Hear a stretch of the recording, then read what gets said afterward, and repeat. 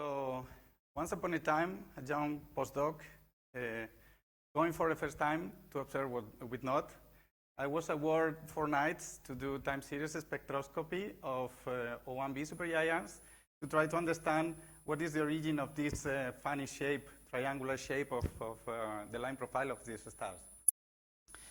These 4 nights, together with another 4 in 2009, allowed me to publish a letter in APG, and additionally, I could publish 3 other papers studying abundances in early B-type stars in the Orion OB1 association. This was interesting for me, but what was most important is that this time changed my life as a researcher forever, because I found the potential of FIES, of using FIES to do spectroscopy of galactic OB stars, and decided to start developing what later on I called the IACOB project. John was my first super astronomer, and it was great to meet him. So since then, I've been observing with NOT very, very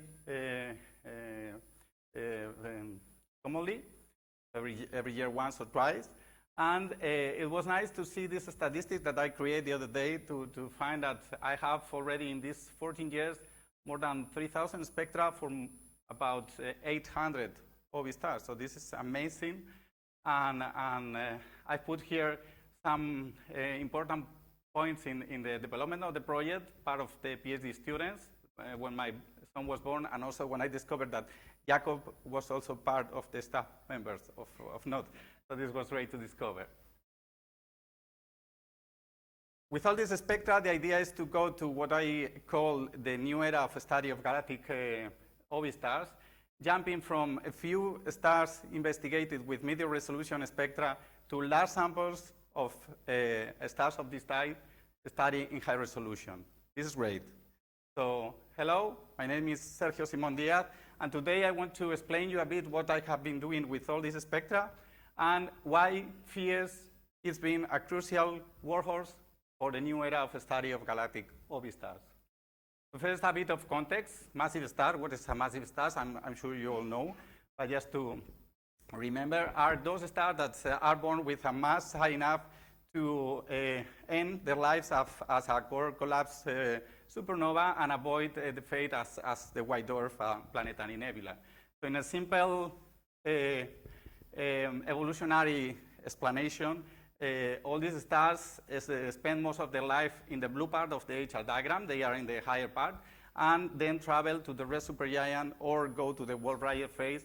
And in all their evolution, they go through different phases. The study of massive stars is not interesting only per se. It's also interesting for many other aspects of astrophysics. They are tracers of star-forming regions. They also provide very important feedback to the interstellar medium through the strong stellar winds, and also when they explode as supernova, they provide chemical elements. They also ionize the interstellar medium. They are the drivers for the dynamical evolution of the galaxies. They have also been proposed to be part of key agents in the reionization of the universe. They are extragalactic tools. They are connected with black holes, neutron stars, gravitational wave emitters, magnetars. So very interesting things here. OB stars are mainly the blue part of the evolution of massive stars. So I put here some of the properties of these stars, and they are mostly, in the case of the galaxy, they are mostly concentrated in the galactic plane. Some of them are runaways because have been expelled out from the disk. And this is where the IACOB project is concentrated. So basically, the main scientific goal of the IACOB project is to provide an unprecedented empirical overview of the main physical properties of these stars, which can be used as reliable and long-lasting actual points for the development of stellar atmosphere, winds, interiors, and evolution of massive stars. So basically, the objective was to compile or to make this empirical characterization of a large sample of stars, and for that, I needed the observation. I needed to analyze the observation, and then to complement this with other empirical information that can be obtained with other facilities. Okay, so why this? You have from the evolutionary point of view, if you put the star, you have temperature and gravity, you put the star in your diagram, you can know the evolutionary stage of your star. But in the case of massive stars, this is not so simple, because the evolution of massive stars does not only depends on mass, but also on rotation. So you see how all the tracks depend on rotation. And also at the red supergiant, you can have the star coming back to the blue. So then, if you have a point in your HR diagram, maybe it's not what you expect. So it's important to have large statistics, especially because we have found that the percentage of binaries in the massive star domain is huge. And binary evolution is also affecting the evolution of this star. So then this is why we need large statistics, because one star, a point in the HR diagram, is not telling us about one specific object.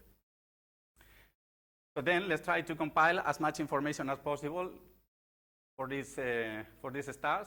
One thing is to use ground-based optical spectroscopy with FIES, but also with Mercator, with SON, and with Stella, and combine this with information from Gaia about parallaxes and proper motions, UV spectroscopy, because it's important to model the stellar winds. And also we have now TESS that is amazing, because this was built for planets, but it's observing all the stars. So we are having photometric information, time-resolved photometry for many stars, and this, as you will see, is great.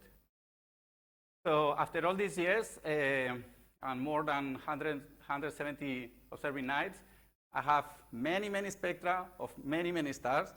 So this is amazing to have the possibility to do work with all these spectra, especially because both Mercator and FIES is providing reduced spectra, and this is great. So thank you very much for the developer of the codes. And we were talking the other day about archival, the importance of having this spectra available. So I built this spectroscopic database. Now you have an interface in which you can download all these spectra. Some of them are still not public, but if you ask me, I can provide you that. And you have some facilities to have a preview of the spectra and select the spectra yourself. From this spectra, using the proper tools, I can obtain radial velocities, line broadening parameters, spectroscopic parameters, abundances, when I have one single snapshot of spectra. If I want to really go to have the fundamental parameters, then I need to use Gaia, and this has been very interesting now because we have distances for all these stars. So in this plot here, I'm showing you how the number of stars with accurate distances has been improved. This is in the case of O-type star. So you see from IACOB to the last release of Gaia, how things are really improving. And also we have kinematical and environmental information that is important to know if the stars have been runaways, have been expelled in a binary system with a supernova, and then the other massive star has been expelled from the system. And then also it's very important to have this because Gaia for massive stars is really boring. So Gaia is not going to provide anything that the mission was claiming to save for massive stars. So this is why all these spectra are going to be great, because we are going to provide to the community, the stellar community, things that are needed for other studies in the case of OB-type stars. And this is thanks to the FIES NOT. I can also obtain time series. And in this case, you can go to variability. Winds are not homogeneously spherical. Winds are variable. You can detect binaries, spectroscopic binaries. You can do asteroseismology. You can detect many things that are happening in the photosphere, and when you study them, you can obtain interesting information about the stars. And this is connected with TESS. So TESS is providing amazing photometry for many of these stars. So every time I have a star in the IACOB sample, I go to TESS and I can download the light curves. And this is very interesting, but it's also interesting, IACOB for TESS, because if you have the light curve and you don't know what the star is, you are doing nothing. So this is why we are providing not only the spectra and all the parameters for the study of massive stars with TESS, but also we are complementing this with time series spectroscopic that is providing also important information about how this variability is occurring, and also detecting all these binaries. So these synergies between both projects are very interesting.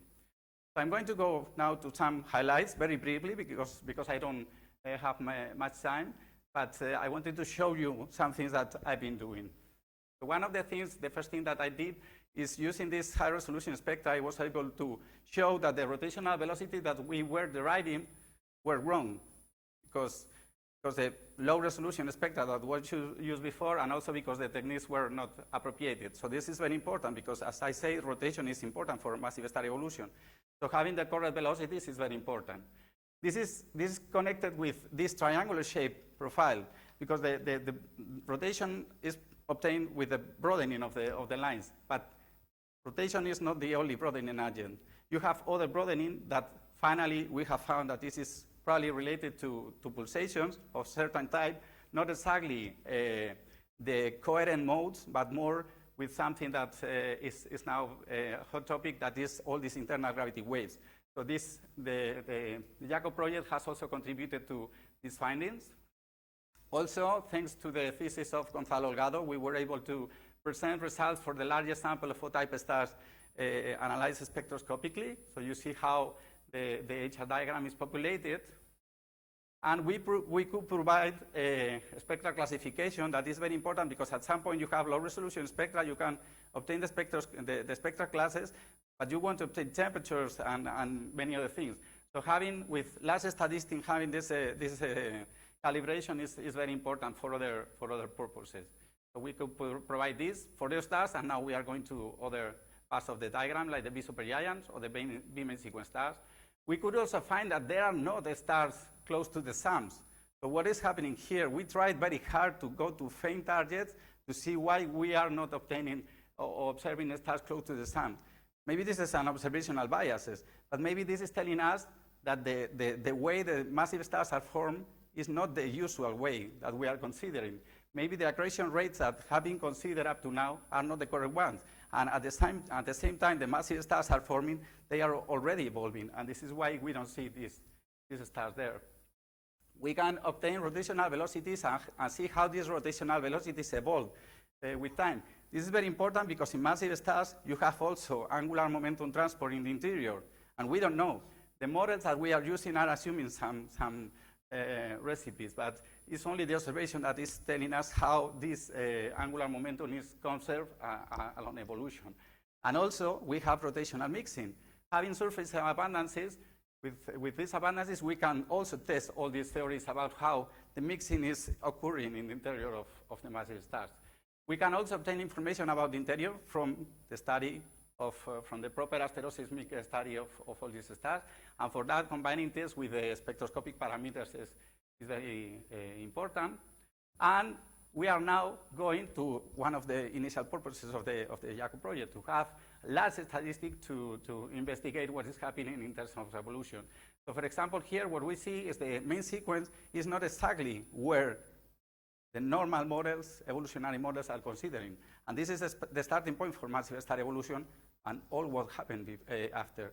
So having constraints on this width of the main sequence is also very important. Okay, so present and future, we are still observing with FIES. At some point, we will be limited because of the faintness of the brightness of the star. So this is why the other day I was telling about this image slicer, because we're allowed to go a bit fainter. So we are now having this last program to try to be complete up to a given magnitude. And also, potential use for this project of NTI, many things that we will be able to do, even it's a low resolution, but it's more extend range. So this is people developing the ENT if they want to talk with me about science cases. And that's all. So the main takeaway message that I want to leave here is that FIES is playing a key role in the new era of study of galactic massive stars, and it's also providing an incredible legacy that will be used for future generations. So this is very important. And I want to thank to all the staff members, because every time I come to NOT, it's not only that I'm happy because I'm coming here, it's also because I don't know who will be supporting me, but all of them has been amazing, and I consider my friends. So I hope to see you many times, and thank you very much for all your help during these years. Thank you.